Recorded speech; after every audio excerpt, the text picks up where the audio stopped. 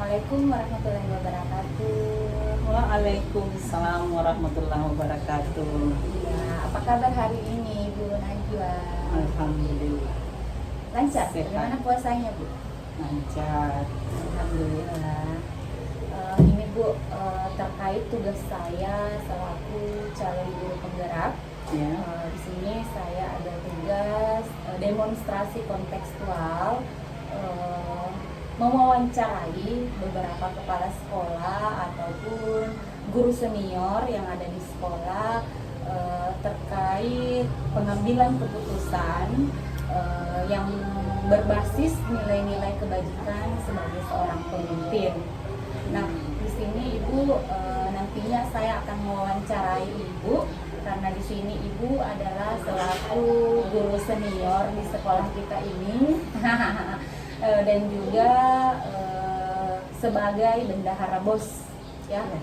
Jadi tentunya Ibu selaku bendahara BOS dan guru senior di sekolah kita ini tentunya sudah memiliki banyak pengalaman Bu ya mengenai kasus-kasus yang terjadi di sekolah. Jadi kasus apapun itu. Nah, untuk pertanyaan pertama Ibu, saya akan menanyakan bagaimana Ibu mengidentifikasi kasus-kasus yang merupakan dilema etika yang Ibu temui ya di sekolah kita ini. Iya. Terima kasih ya sudah dianggap sebagai guru senior. Ya, meskipun guru senior tidak berarti bahwa kita lebih oke daripada guru junior. Iya. Iya, tentang kasus sebenarnya banyak kasus deh ya. Tapi karena di sini kita pilih kasus yang berhubungan dengan etika.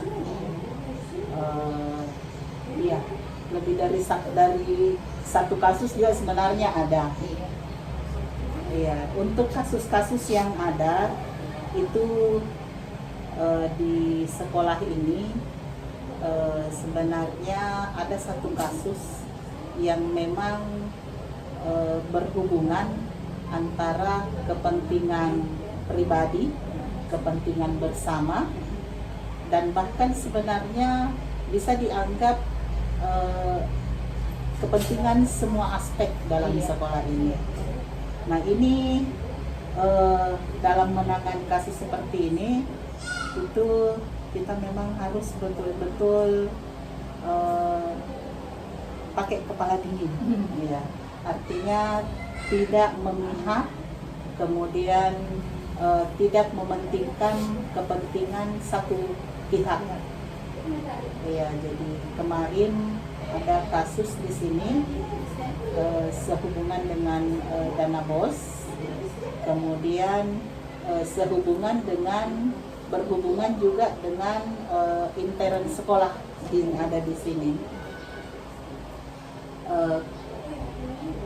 Disebutkan ya kasusnya. Iya, kalau boleh tahu Bu ya kasusnya yang seperti apa itu bisa ini kasusnya sedikit. Begini.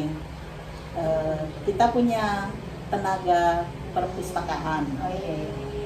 Kemudian tenaga ini ternyata juga bertugas di SKPD lain. Sementara ada aturan dari Pemkab bahwa tidak boleh ada double job. Ya, tidak boleh ada double job. Dan jika double job, ujung-ujungnya sebentar akan ke anggaran sekolah. Artinya kita kena sanksi karena ada yang kita danani itu memiliki dua pekerjaan dan pekerjaan ini digaji dari anggaran yang sama. Ya, semua dari anggaran Pemkab, anggaran daerah. Iya, jadi kasusnya di sini adalah bagaimana supaya pegawai ini, si A ini maksud saya, dia bisa memahami juga aturan yang ada. Nah, ini yang tidak gampang karena pihak sekolah, dalam hal ini pihak komite sekolah itu tidak menginginkan besok-besok ada kasus dengan dana BOS sekolah. sementara di satu pihak ini si A secara intern sudah lama juga di sekolah kita. Ya. Jadi akhirnya kami pihak sekolah bermusyawarah bagaimana jalan keluarnya. Akhirnya kemudian mengumpulkan semua stakeholder sekolah, kemudian bapak pengawas, kemudian pihak komite, membicarakan, menemukan bagaimana jalan keluarnya. Dan yang paling penting yang kita perhatikan di sini adalah si A ini tadi tidak mengalami ketersinggungan sosial. Ya, tidak mengalami perasaan yang tidak enak bahwa seolah-olah dia disudutkan, diintimidasi untuk melepaskan salah satu dari pekerjaannya. Apakah dia memilih pihak sekolah untuk terus sebagai tenaga di sekolah atau memilih ke SKPD yang lain dan berhenti di sekolah. Jadi apalagi namanya kasus yang Ibu ceritakan barusan, jadi terjadi yang namanya dilema etika, Bu ya? Iya, betul. Iya. Karena Etika. karena di satu sisi ada pertimbangan antara kebenaran melawan kebenaran. Jadi itu yang namanya dilema etika sebenarnya, Bu ya. Jadi Ibu tadi sudah mengambil langkah apalagi namanya melakukan prosedur ya, mengambil langkah-langkah melakukan prosedur, yaitu mengumpulkan seluruh stakeholder, Bu ya. Iya, yang pertama dulu itu tadi kebenaran kebenaran aturan Pemkab, apakah bisa bekerja atau tidak, dasar hukumnya. Kemudian setelah itu mengumpulkan stakeholder sekolah semuanya untuk itu tadi membicarakan secara ini. Setelah itu langkah yang ketiga barulah kemudian menyampaikan kepada si A secara ini dan menerima keputusan. Yang keempat itu keputusan dari pihak si A, apa yang dia ambil, keputusan mana yang dia ambil, apakah dia tetap di sekolah ataukah dia pindah ke SKPD yang lain. Artinya salah satu jobnya yang harus dipilih, dia harus memilih. Jadi pertanyaan selanjutnya Ibu, bagaimana dengan kepala sekolah itu sendiri kemarin dari pihak lingkungan sekolah kita sendiri, sebelum kita memanggil yang namanya komite atau pengawas ya, bagaimana kemarin kita selaku pihak intern sebelum mengambil keputusan tersebut? Iya, jadi kalau ibu kepala sekolah itu tidak mengambil keputusan secara sepihak, sepihak dia tidak. Jadi ibu kepala sekolah memanggil unsur guru, khususnya yang dianggap dituakan di sekolah ini. Mereka berbincang secara pribadi dulu dengan beberapa guru yang dianggap senior lah, meminta pendapat mereka, kemudian solusi. Dan setelah itu barulah kembali ke semua unsur sekolah dirapatkan kembali. Iya, baik. Ya, Ibu tadi sudah menjelaskan seperti itu ya. Nah, sekarang pertanyaan selanjutnya, apakah langkah atau prosedur yang menurut Ibu yang tadi dijelaskan itu sudah merupakan langkah yang efektif untuk dilakukan? Iya, selama ini kita merasa itu sudah langkah yang cukup efektif. Artinya memberdayakan semua unsur-unsur yang ada dalam sekolah, apakah dia guru, apakah dia tenaga kependidikan, komite sekolah, pengawas, itu semuanya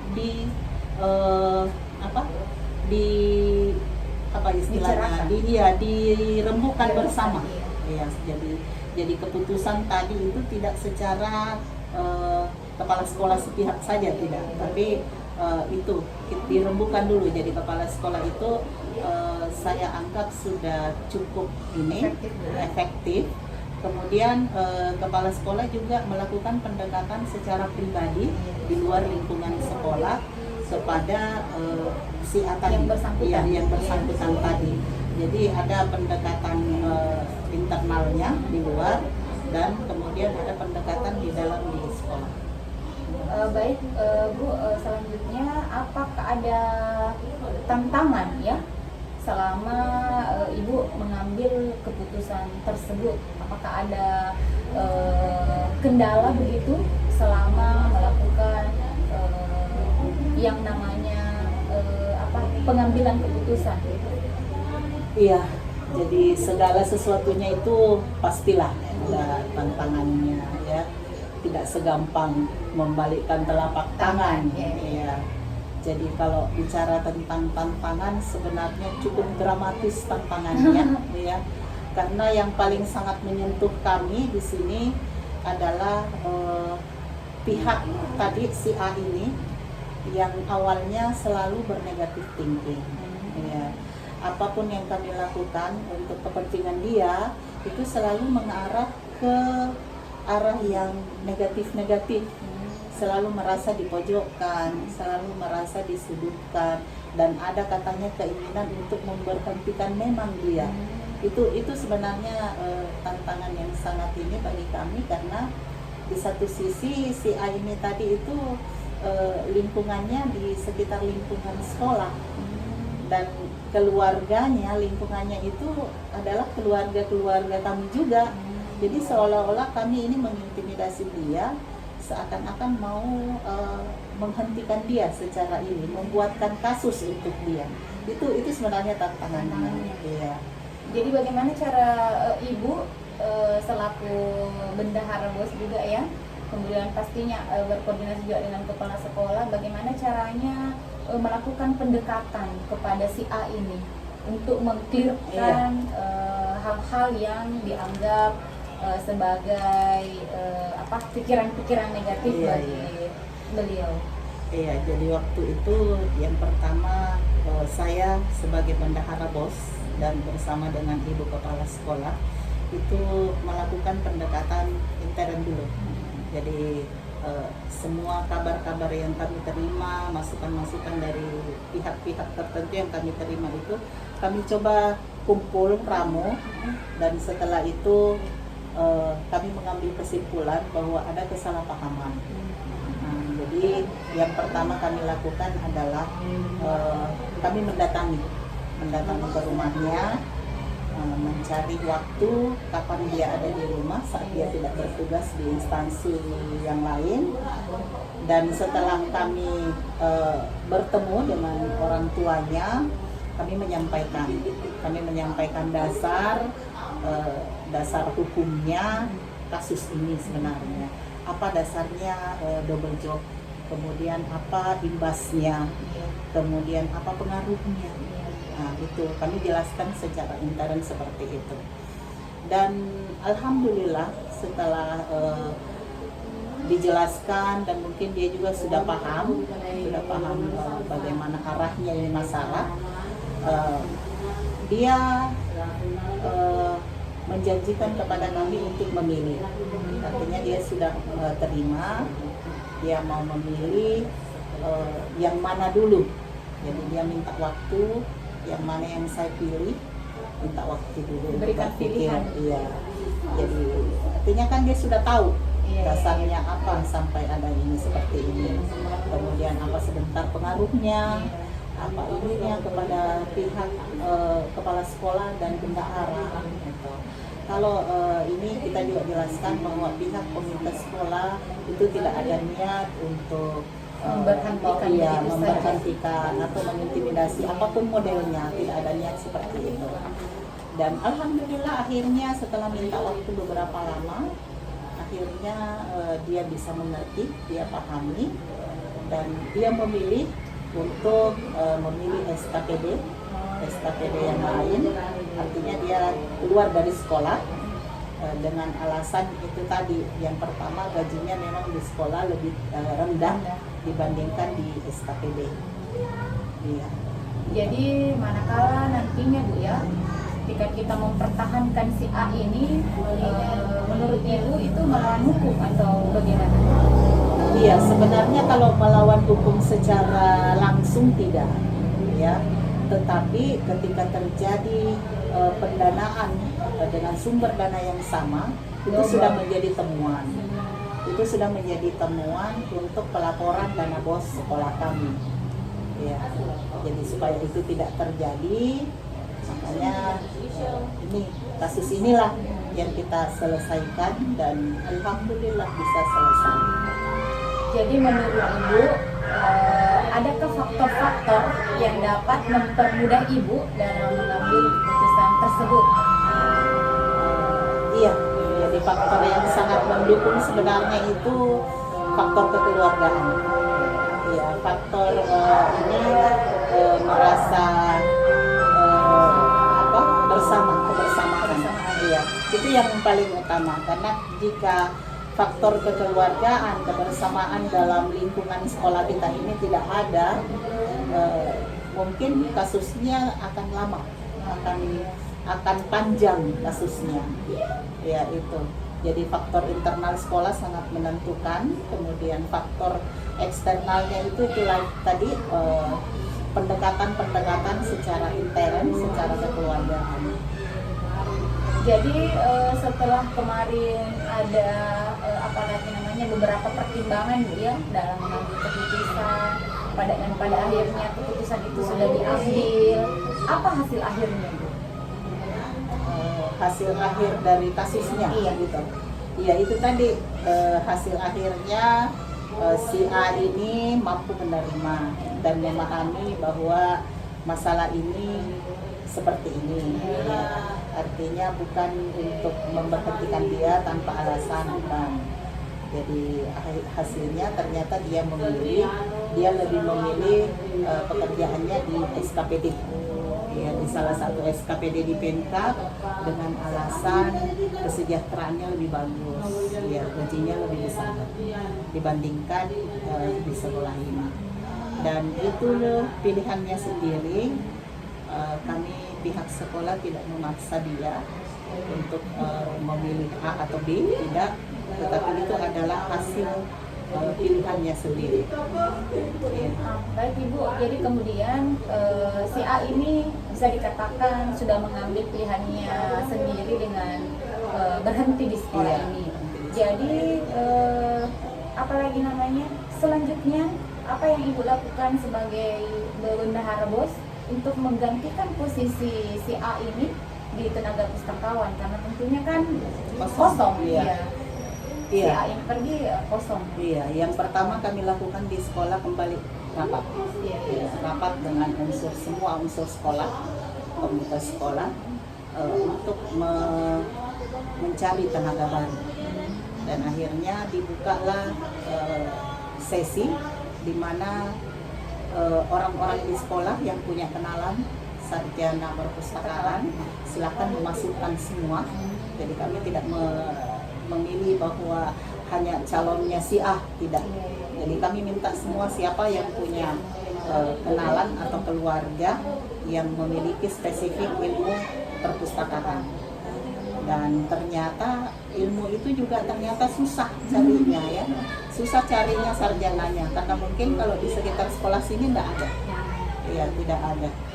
Akhirnya ada satu yang menyarankan bahwa ada ini yang tenaga perpustakaan, sarjana ilmu kearsipan. Akhirnya kami setelah ambil datanya dan semua menyetujui, ya akhirnya dialah yang menggantikan posisi sebagai tenaga pustakawan. Baik Ibu, untuk pertanyaan terakhir saya, setelah apa tadi yang Ibu sudah sampaikan ya mengenai kasus dilema etika dalam pengambilan keputusan, pembelajaran apa yang dapat Ibu petik ya dalam pengalaman Ibu dalam mengambil sebuah keputusan? Ini yang pertama yang saya bisa petik hikmahnya dari sini,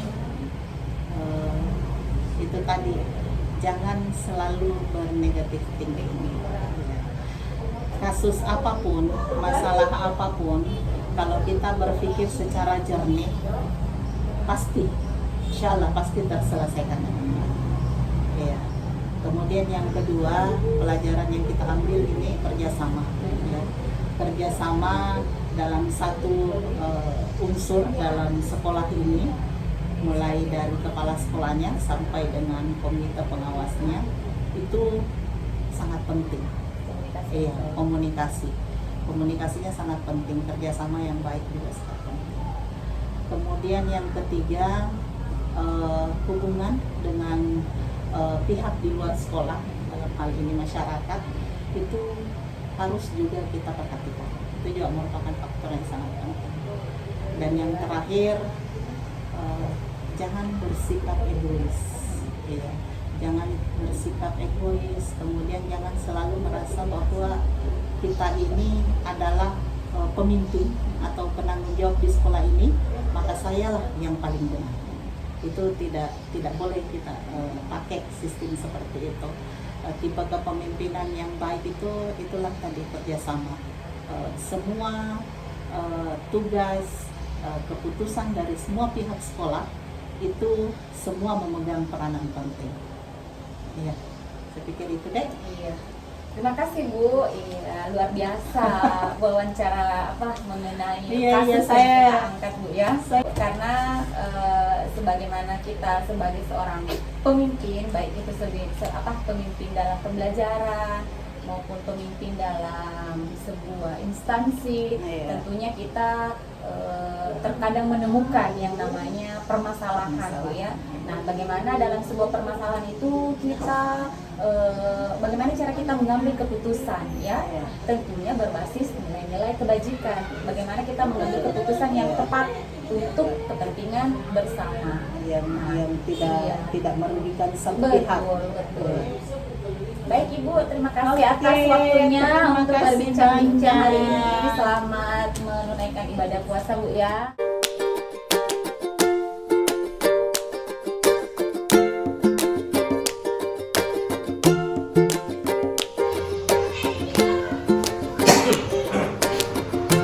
Assalamualaikum warahmatullahi wabarakatuh.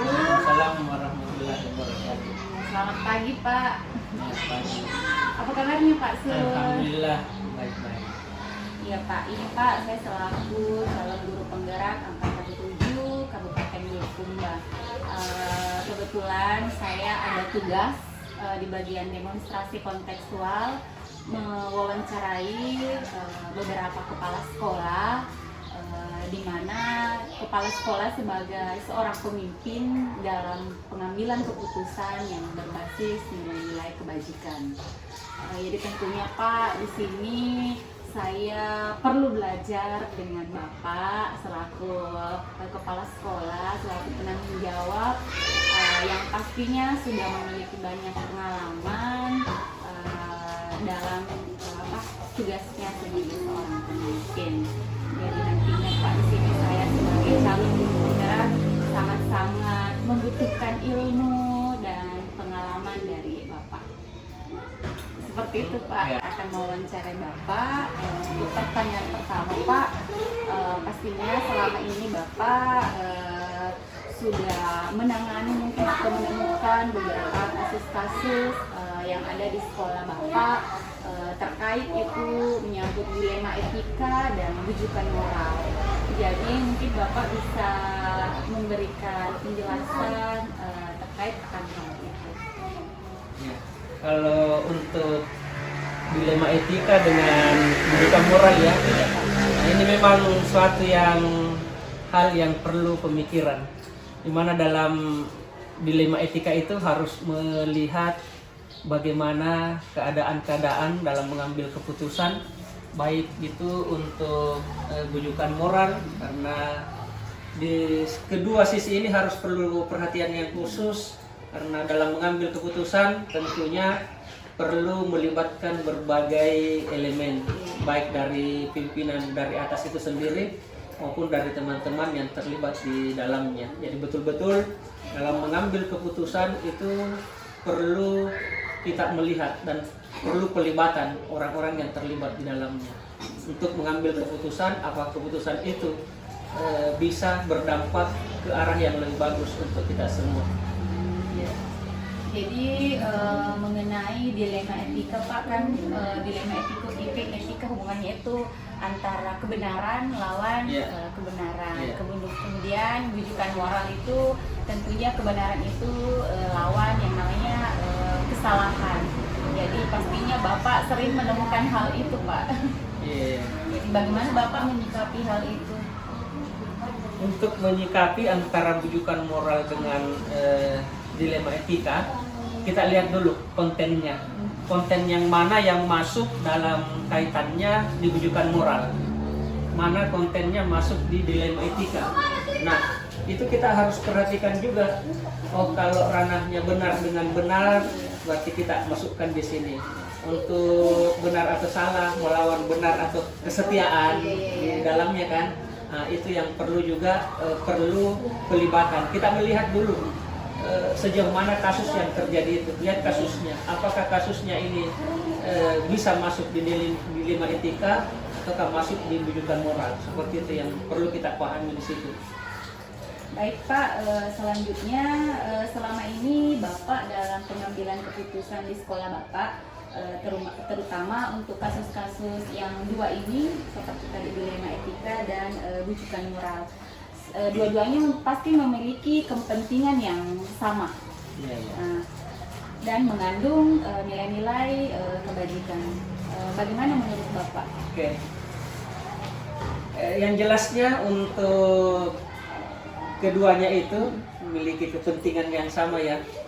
Tetapi pada dasarnya kalau mau melihat bahwa kegiatan-kegiatan yang menimbulkan dan memerlukan keputusan dalam dilema etika atau kebujukan moral itu, nah kita perlu memahami terlebih dahulu bagaimana konten yang ada di dalam, bagaimana permasalahan yang ada di dalamnya itu.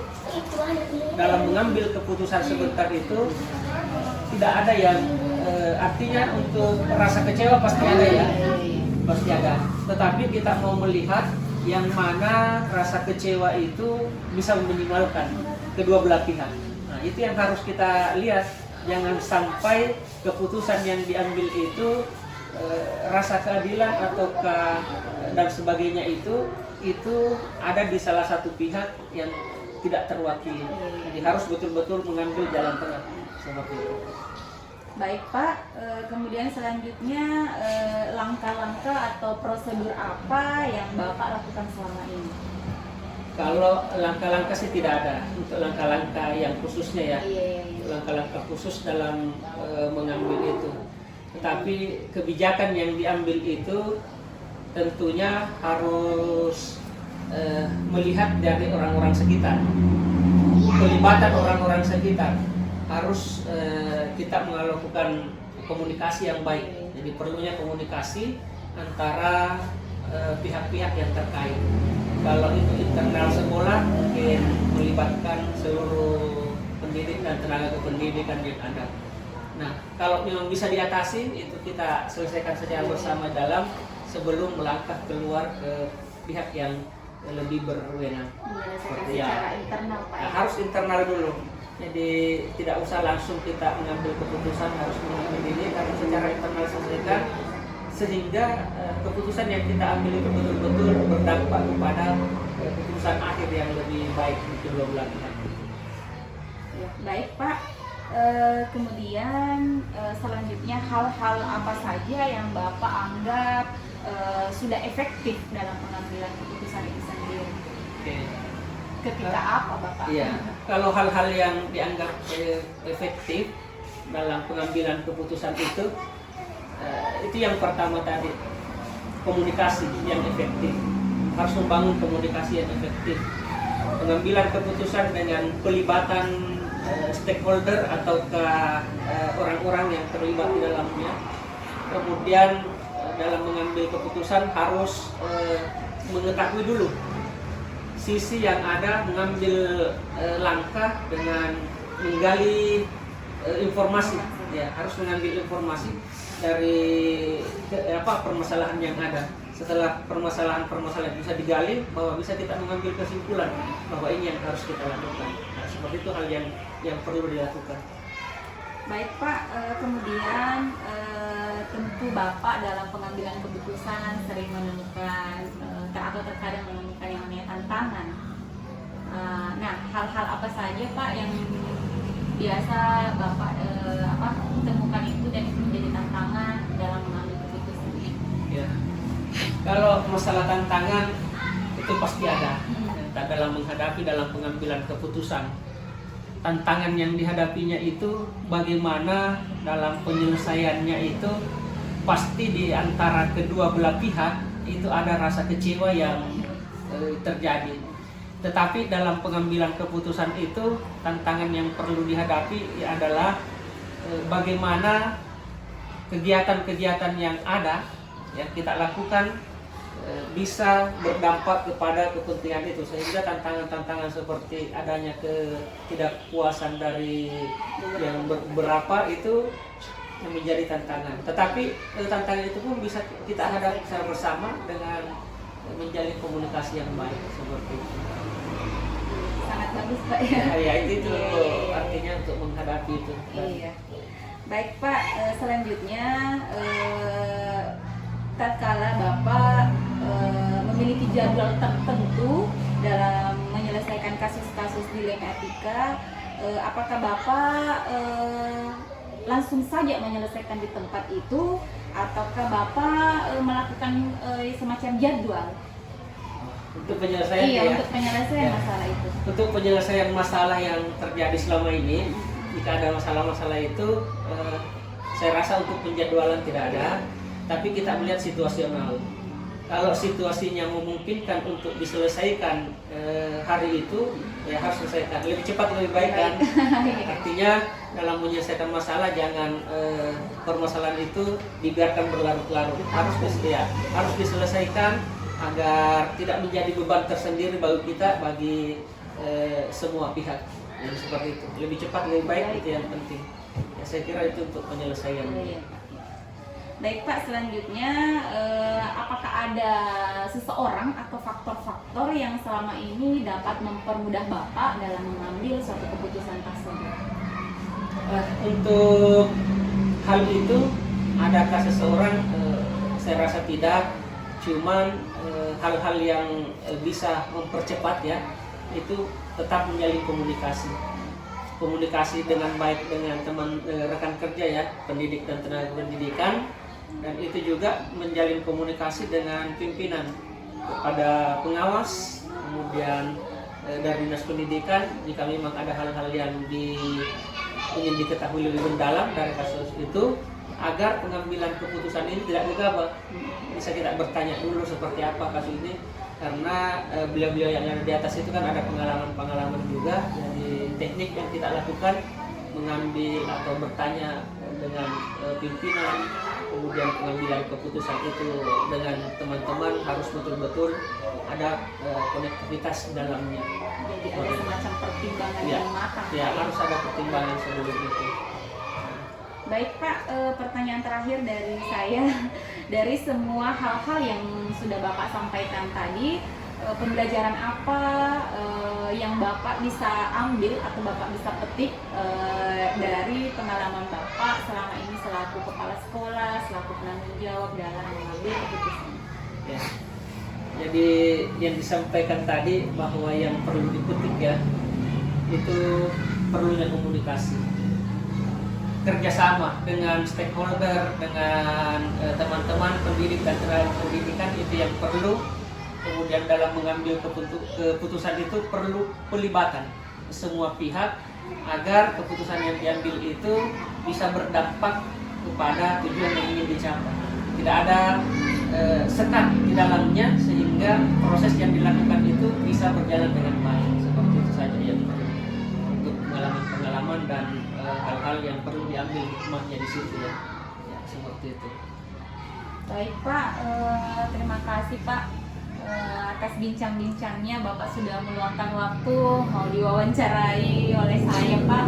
Jadi di sini saya tertarik dengan langkah-langkah Bapak atau cara Bapak dalam mengambil sebuah keputusan, di mana Bapak sebagai seorang pemimpin mungkin nanti bisa dapat dicontoh dari saya pribadi Pak. Jadi mengambil keputusan itu tidak mengambil keputusan secara sendiri Pak ya, untuk kepentingan pribadi tapi untuk kepentingan bersama.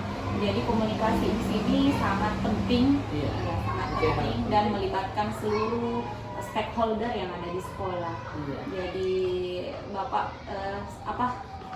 saya juga dapat mengambil kesimpulan, dapat mengambil, bisa memetik juga dari apa yang sudah pengalamannya Bapak, yang sudah Bapak lakukan dalam mengambil sebuah keputusan itu sangat tepat. Mudah-mudahan Pak kedepannya ketika kita menemukan yang namanya satu kasus atau permasalahan di sekolah bisa diselesaikan dengan baik. Terima kasih Pak sekali lagi atas waktunya Pak. Iya. Terima kasih yang juga atas memilih saya di sekolah kita untuk melakukan wawancara. Itu juga merupakan pengalaman berharga bahwa inilah yang dilakukan atau kegiatan yang dilakukan oleh calon guru penggerak dalam PPG ini, program guru penggerak ini ya, di angkatan 7 ya. Angkatan 7. Sukses selalu dan mudah-mudahan di kegiatan calon guru penggerak ini Ibu Ulfa bisa lolos dengan kegiatan-kegiatan yang dilakukan secara maksimal. Sukses selalu untuk angkatan ke-7 calon guru penggerak Kabupaten Bulukumba. Terima kasih Pak. Iya Pak. Terima Sukses kasih selalu. Pak. Selamat menjalankan ibadah Iya, puasa terima juga kasih. Pak.